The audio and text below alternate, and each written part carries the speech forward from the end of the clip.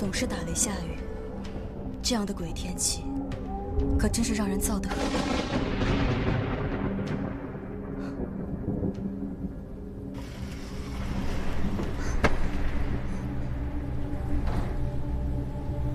老爷这个时辰肯定还在书房习作。补汤煮好了吗？煮好了，夫人。按照我的吩咐做的吗？是，夫人。煮了3个时辰，菜梗都烂熟了。那就好，去送吧。是。哎，让老爷别太辛苦了。哎。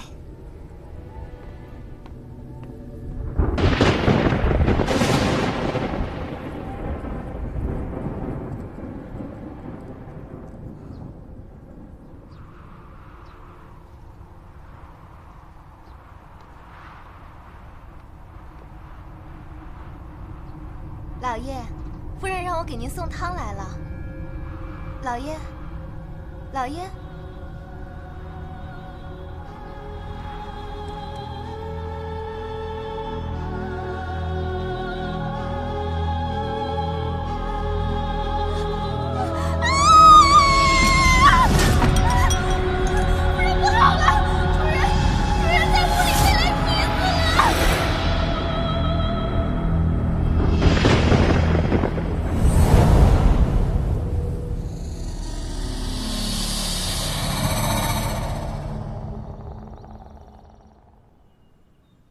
大理寺王嗣成在光天化日之下于家中被雷劈死，此事太过荒谬，太过荒谬啊！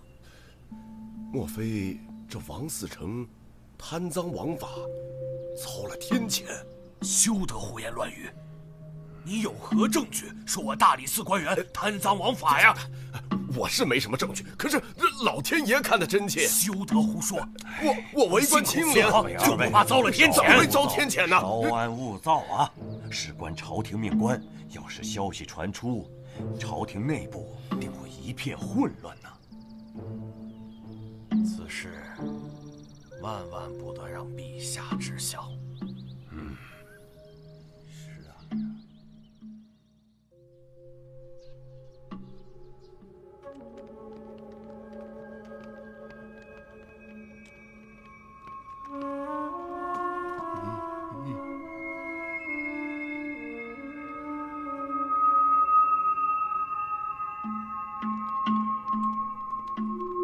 三胖，上房检查。得嘞。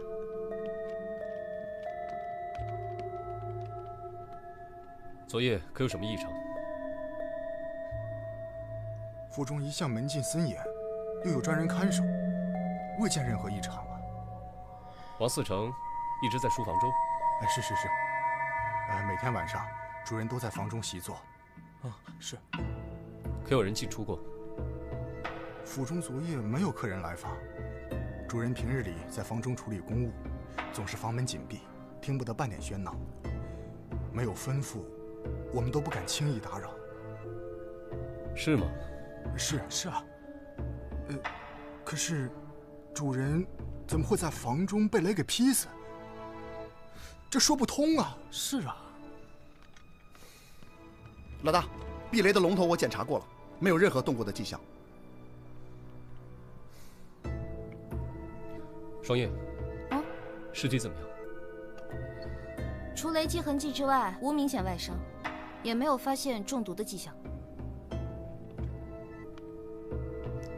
不是，双叶，都烧成这样了，你咋看出来的？如果先中毒再死，尸体就不会呈现这样的状态。哎，你在质疑我？不，随口一问。哎，要我看啊，都是他黑心者的祸。要不这雷电长了眼睛，不劈别人，偏偏进房劈他。哎，你小点声，别被夫人听见。哎呀，不怕，他在房间里还休养着呢。再说了，实话还不让人说，平时就贪赃枉法，收那么多贿赂，能不得报应吗？哎，别说了。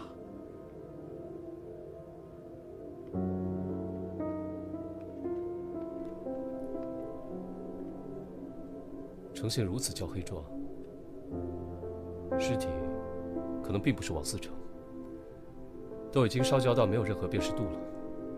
有可能被人偷换。反正要真是他就好了，贪官。哎，这人咋不穿鞋呢？哦，我家主人呐，脚上容易出汗，到了热天的时候啊，他一般在家都是打赤脚的。哦。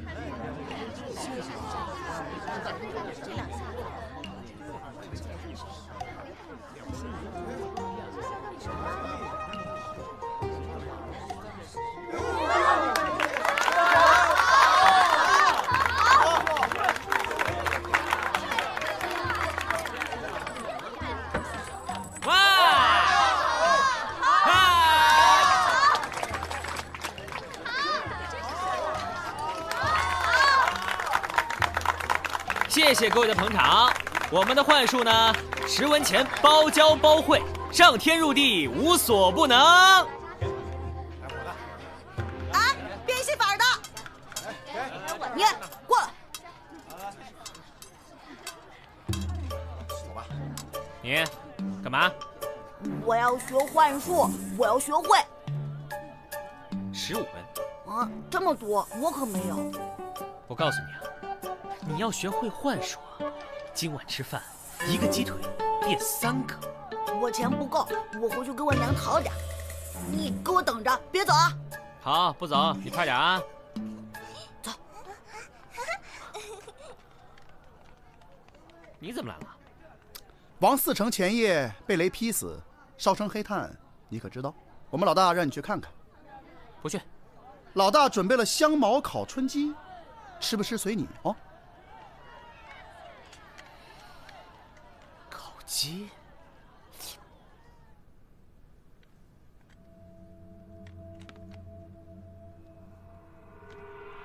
哎，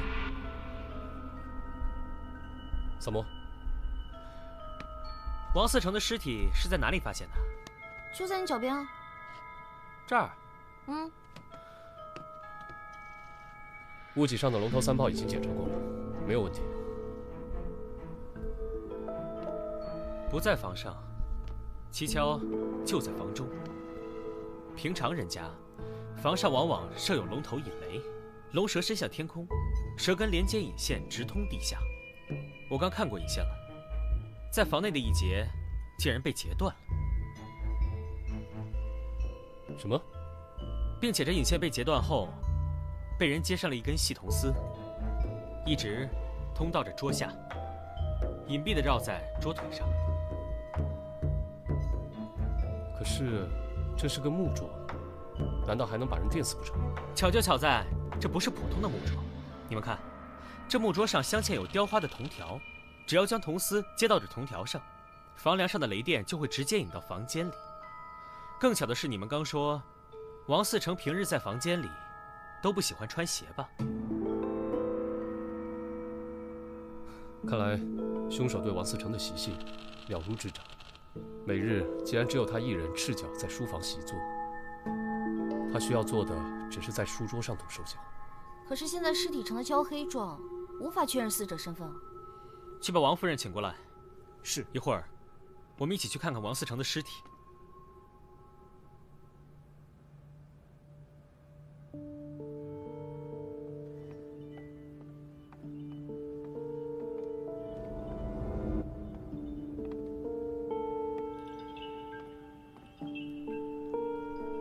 三魔，要问夫人什么，赶紧问吧。夫人，请看这尸体的牙齿。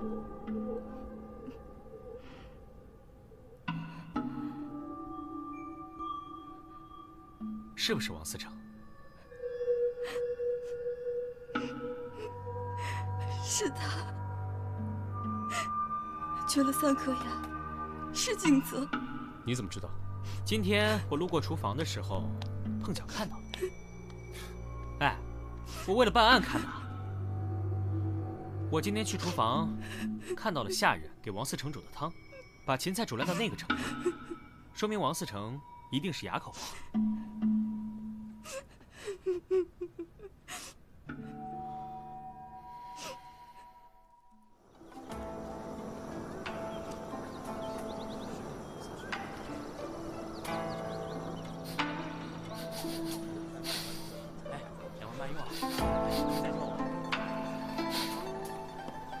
闻着味儿就来了，你属狗的？五方开外我就闻见了。我要是偷着吃点东西还不行吗？当然不行了，这是哪里的美味啊？我怎么从未闻过？一个住店客人带来的怪鱼，说是在山坡上捡的。怪，萨摩饮食大法第34条，样怪则鲜美。待我助他一臂之力。萨摩，出事了，赶紧跟我走！哎呦，急什么呀？天大的事也要等我的鱼汤开锅了再走啊！赶紧跟我走啊！我要喝汤，快跟我走！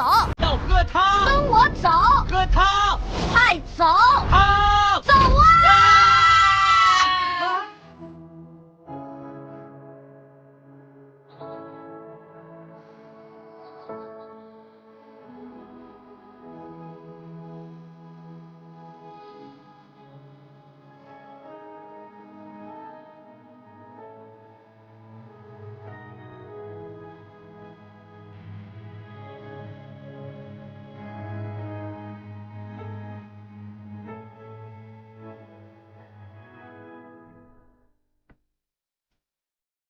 死者陈耀宗是个书生，伏案习作时被劈死在家中。哎，这尸体可真有造型感。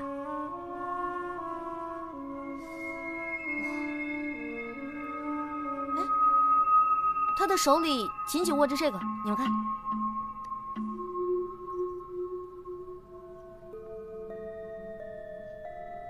你知道这是什么吗？这书生在平康房有一位私交甚好的小燕姑娘，这东西可能是他给的定情之物吧。来人，在，去把小燕姑娘找来。是。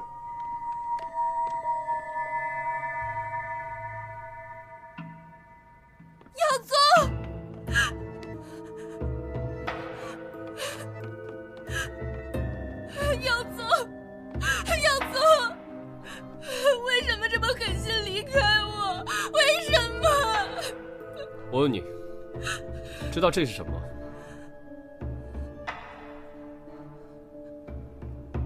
小女从未见过。官人，求你一定要帮忙破案啊！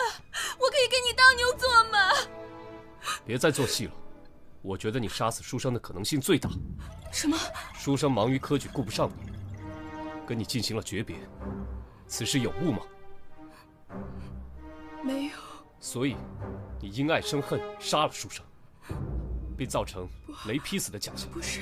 跟王思成的事件重合，企图逃过制裁。不对，凶手不是他。什么？什么？他浑身脂粉香气浓，装束庄重，并且身上有很强的酒气，妆容也有些花调，头发不整，应该是在妓院招待了一晚上客人吧。并且我推测，书生应该并不是要跟小燕姑娘断绝来往，而是许诺考取功名后就回来替她赎身。你手里紧紧握着的，就是书生送你的定情信物吧？小燕姑娘，我说的对吗？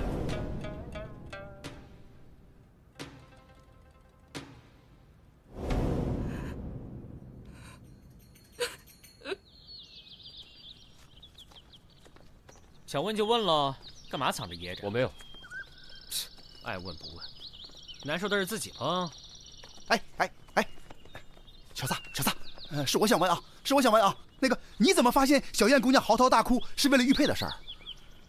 很简单，她进来的一瞬间，第一时间就是摸自己胸口以上2寸的地方，不是心口的位置，所以不是为了平复呼吸，而是说明她的胸前挂有饰物。而且王思成夫人也让我见识到了，死掉爱人的那种伤心是演不出来的。虽然我不太理解那是一种什么感觉。王思成的尸体那边还有没有发现？暂时没有。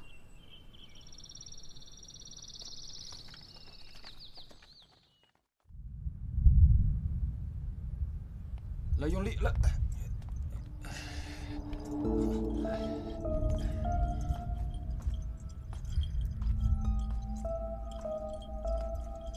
你们这是？啊，朝廷下令，防火防雷。用这个？嗯。找一块4寸的鱼尾形状的铜瓦放置在屋顶上，就可以避免雷电引发的天火。你们这个不行的，不行的。东起泰山雷，南起衡山雷，西起华山雷，北起衡山雷，中起嵩山雷，五雷速发。欲请时请，振幅高猛，推前而起，混一成真。五雷，击毁皇陵，阴云变化，后见巡庭。呼机智，突发扬声，声雷急速行，急急如律。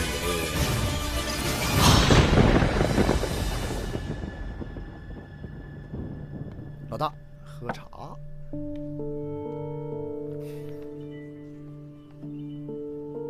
如果按照萨摩所说，可以排除小燕作案嫌疑的话，就要从别的地方入手了。大理寺城、书省，这2个案子，这2起雷击事件发生的时间相近，案情相似，想必必定有联系。紫苏，你回想一下。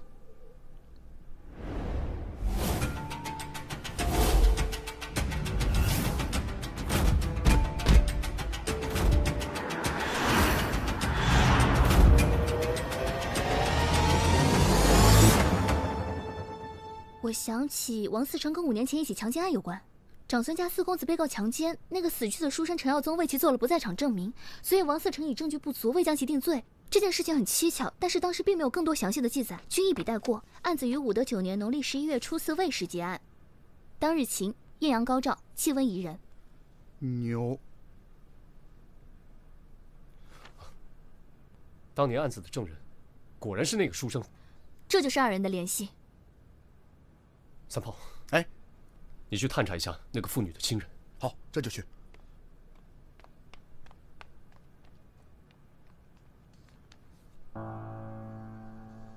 我打听到了，那件事情发生以后，那妇人的丈夫一直在长安城以卖鱼为生，他的家就在这里。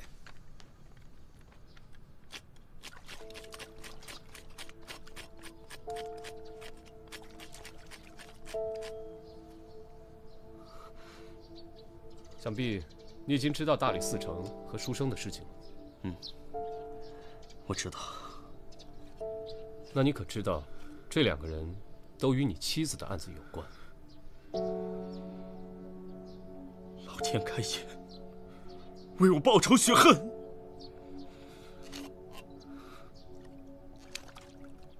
那件事情发生后，素英整天以泪洗面，告诉我他已经不再是当年的人了，让我写休书休了他。每天洗好几遍澡，一遍遍冲刷自己的身体，都搓掉了一层皮，还吵着喊着自己脏。有一天，我从鱼市上回来，苏英他就上吊而죽，身上的皮还都是烂的。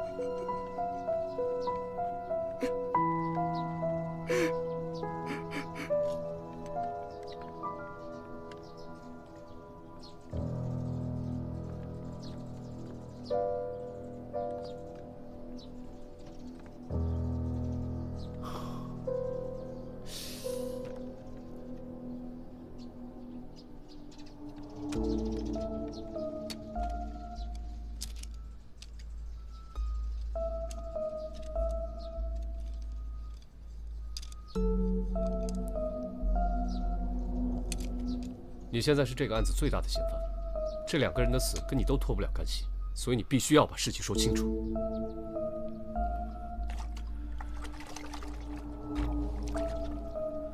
如果有可能，我真想亲手杀死那2个畜生。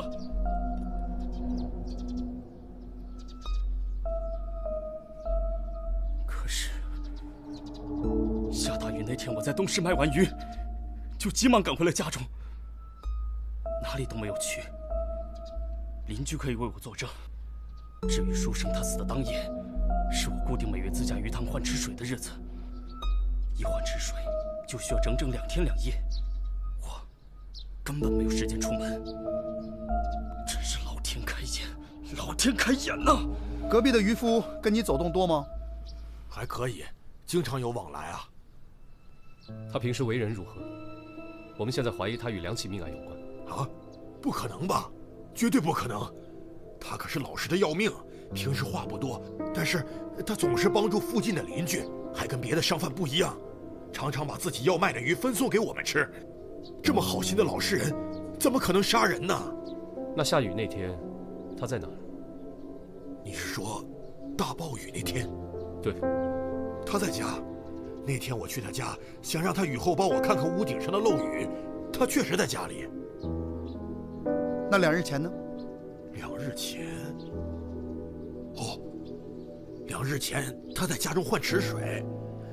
昨天早上我妻子还抱怨晚上睡得不好，是因为被王老汉家里巨大的换水声给吵醒了好多次呢。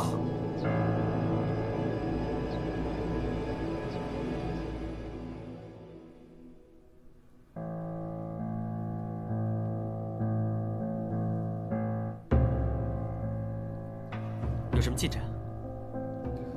书生的口、鼻、脏器内均没有发现灰烬，也就是说他是死后被焚尸的，身体内也没有中毒迹象和外伤致死的状况，心也是麻痹状态，所以说应该就是雷劈致死。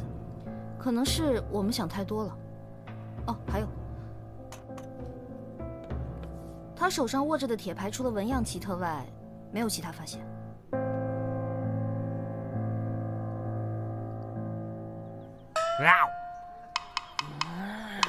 慢点吃啊，别噎着。世间没有会伤害我的食物。客官，里面请，里面请，不三不四招呼客人，快点快点。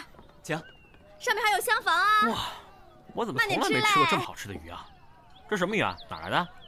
最近的鱼市在卖很多奇怪的鱼，只要是我没见过的，我都会买来尝一尝。四娘，我发现你的手艺有进步哎。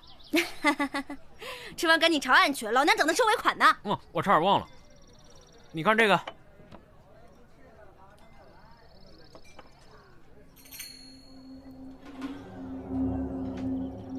这个东西，我知道是谁做的。你知道？我找他做过暗器。这又不是暗器，怎么确定是他呢？因为全长安城能铸造这种铁具的人，只有他一个。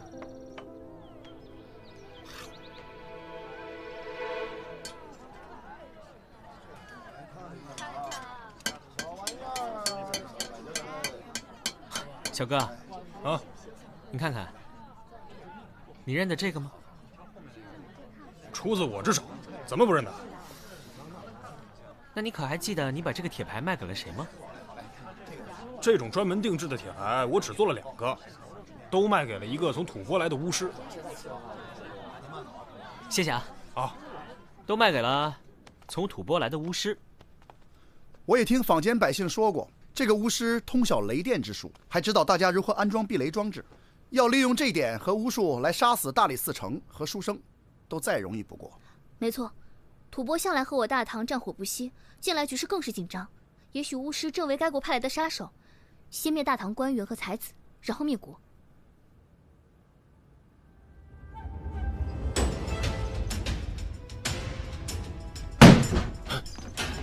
给我搜！别再装神弄鬼了，我们都知道了。知道什么？你为什么用法术杀人？我没有杀人。你还有什么说的？我看就是吐蕃派来的杀手，准备伏法吧。我冤枉啊！我只是在练习五雷咒，使用技巧还没有掌握。如果掌握，现在就该打雷了。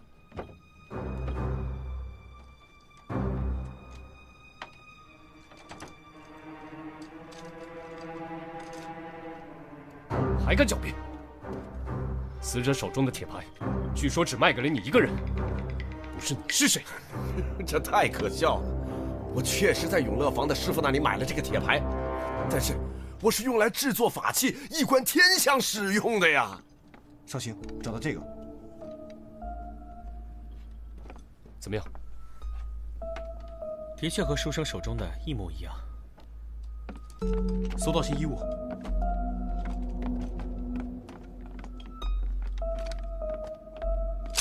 还有活鱼。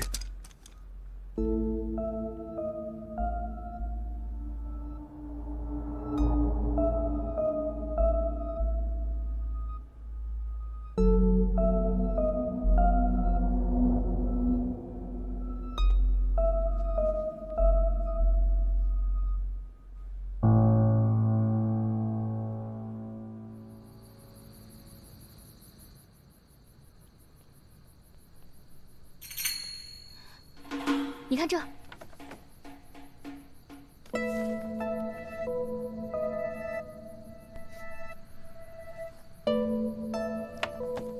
也就是说，当年的案子，为长孙公子作证的还有一人。对，宣化坊的一位素商。走，他会有危险。又有一人被电死了，死者是宣化坊的一位素商。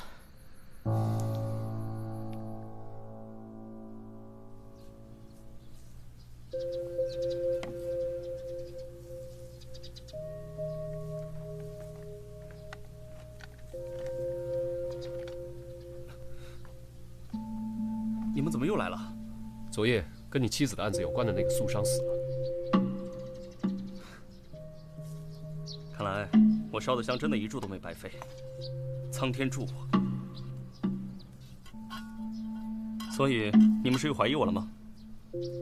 不然如何？死掉的3个人都和你妻子的事情有关。我明白，我确实有最大嫌疑。可是我身体不适，都没有出摊卖鱼，在家休养了1天，哪儿都没有去。你们可以随便问街坊。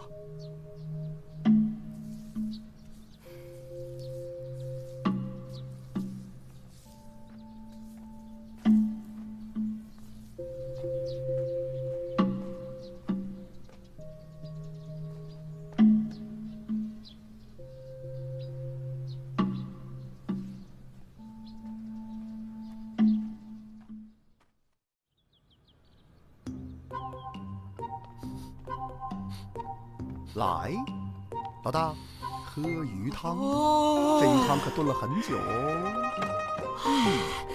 哎，你傻呀？嚯，是挺烫啊。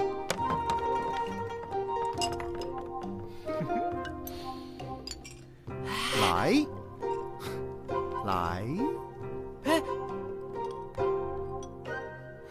鲜，哦，刚才我听说呀。这鱼市上啊，最近出现了很多怪鱼，虽然味道一个比一个鲜美，但捕捞起来啊有点费劲。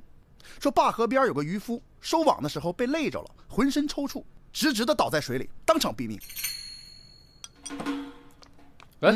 萨摩，我想知道，你的铁牌是不是曾经丢失过？你怎么知道？你还记不记得什么时候丢的？上次给巫师做铁牌时，刚做好2个就发现不见了。上次我来问你的时候，你怎么没说啊？我以为是小孩淘气给搞丢了，没放在心上，就再做了2个给巫师。这有什么问题吗？啊，没事。沈兴龙，啊，大人，我是长孙家的下人，我家公子失踪了，夫人在家中一病不起，派我来告诉你们。天哪，他不会已经死了吧？肯定是死喽，不然怎么会平白无故消失呢？我明白了，你们跟我来。去哪儿？去拯救公子。他还没死吗？还没死，快，再晚来不及了。我可不去啊！你为什么不去？我不理解为什么要救长孙公子啊？他难道不是最应该死的吗？我们都不要去救他，等他被杀死吧。滔天罪行也应该用律法，也只能用律法来解决。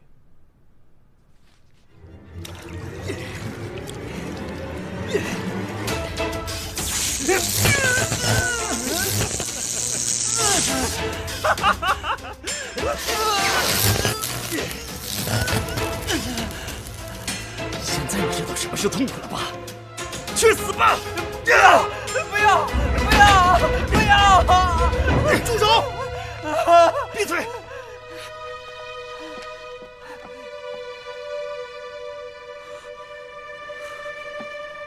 会上委会已经做好了一切，你们到底是怎么发现的？为了给亡妻复仇，你的确费尽心思。即便如此，你的作案手法还是漏洞百出。三炮告诉我，最近有渔夫因捕到怪鱼被累死，那是谣传。我在鱼市了解到的事实是，一位渔夫捕捉到了一种名叫电鲶的鱼，他不幸被电鲶电击而死，而这种电鲶正好满足了你复仇的需求。三炮在你的家里发现了吐蕃的法术竹简，说明你与吐蕃巫师有来往。我们搜查了巫师的住所，他的衣物都破烂不堪，鞋底也快被磨破，可见生活定十分窘迫。我看到他画的五雷符咒是错的，说明他确实不懂术法，但他知晓些万物之理。还有活鱼啊！我们在巫师家还搜到了活鱼。巫师供述说，你在贩鱼的途中与他结识，得知巫师喜欢吃鱼，你就经常带着捕来的鱼去拜访他，他便授予了你一些引雷制电的原理。后来你得知巫师在铁匠处定制了小铁牌做法器，所以你趁铁匠不备偷走铁牌，用铁牌作案，并故意将其留在案发现场，栽赃陷害于吐蕃巫师。作为一个渔夫，你经常送鱼到那些官员府邸，跟下人们混得熟了，甚至可以随意出入戒备森严的王嗣成家，对王嗣成平日的起居作息自然也是了如指掌。你伺机潜入王嗣成书房，将避雷的铜线连接到有铜条装饰的桌子。雷雨之日，王嗣成赤脚在书桌前习作，便出现了在房内被雷击致死的怪象。杀死书生时，你将水池中养的电鲶放在水缸里，并用板车拉到书生家，在书生睡梦中将绑有铜线的铁牌放在书生手里，然后把铜线另一头放入充满电鲶的水缸之中，书生当场被电死。然后你放火烧尸，再将其放回床上，营造与王嗣成一样在室内被雷劈的假象。平休后，你把电鲶弃在了山坡上，以为会有畜生吃掉。一个住店客人带来的怪鱼，说是在山坡上捡的，没想到却被客人带回了樊舍，被四娘烹制，真巧。再说说你的不在场证明，书生被害当晚，你说你在换洗水池，邻居作证，听到换水动静很大，那声音我在鱼市里也听到了，是鱼翻腾的声音。这种体型硕大的电鲶需要大量的小鱼作为食物。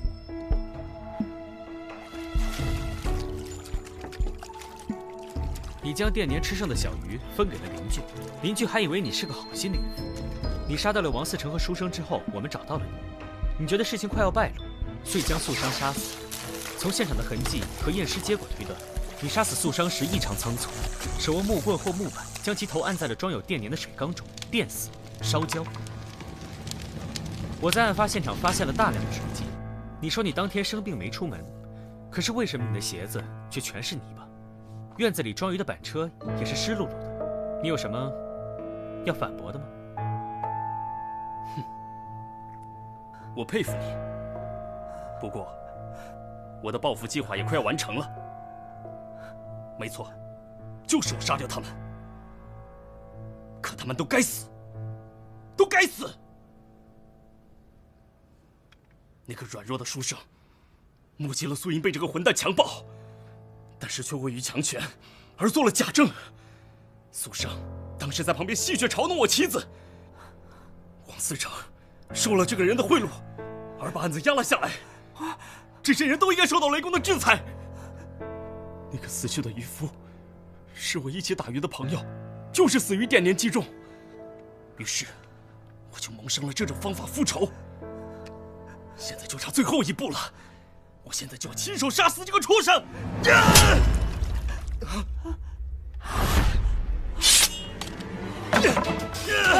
快人救我！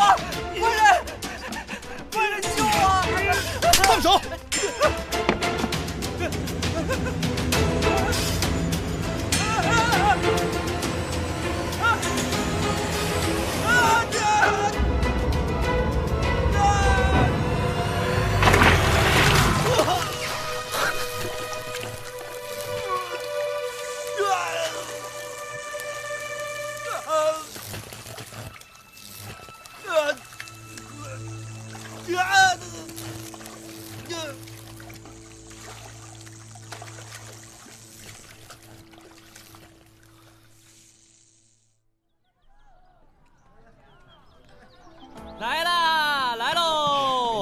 久等了，久等了。哦，来！哎，我告诉你们说啊，以后呢，你们再也不能说我萨摩多罗，只认钱不认朋友了啊！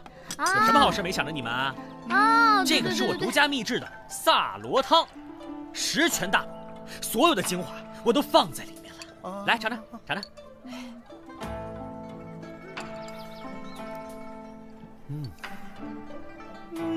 不错哦，真好喝。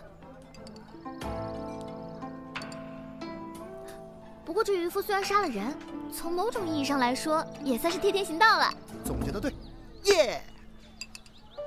那从某种意义上来说，咱们也算是替天行道了呀。什么意思啊？鱼汤，鱼汤挺好喝的。对啊，还行。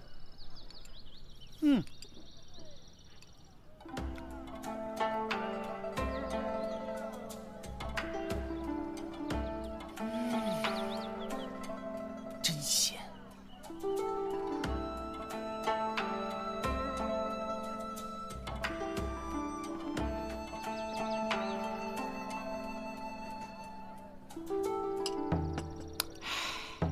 说不定渔夫就在你们3个的肚子里呢。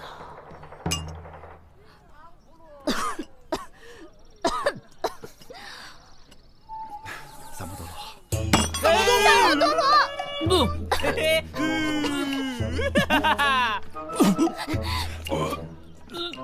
任何人都不能打着主持正义的名号剥夺他人的生命权。